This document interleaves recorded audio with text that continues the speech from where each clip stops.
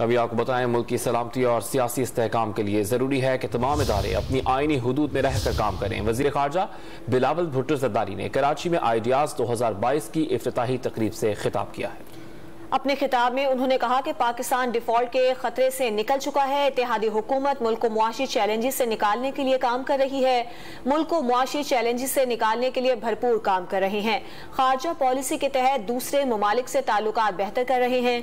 जनूबी एशिया में क़याम अमन के लिए लाजमी है कि मकबूजा कश्मीर के अवाम को अक़वाम मुत्तहिदा की करारदाद के मुताबिक हक के रायदही दिया जाए।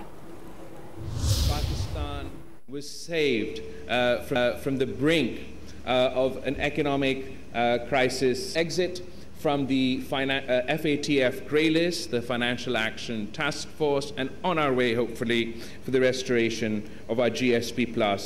Pakistan, being a responsible state, is always committed to play its role for international peaceful resolution of the long-standing occupied Jammu and Kashmir issue, is in light of the UN resolutions and aspirations of the Kashmiris, is central to establishment of sustainable peace in South Asia. Age of fake news and disinformation, the threats to national security have increased manifold.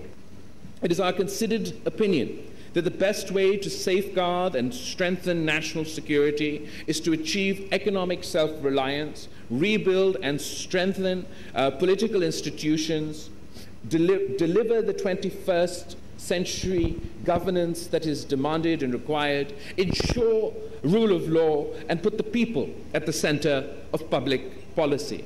And in order to do so, each institution must function within not only their constitutional domain, but with a primary focus on their objective, on their national goal.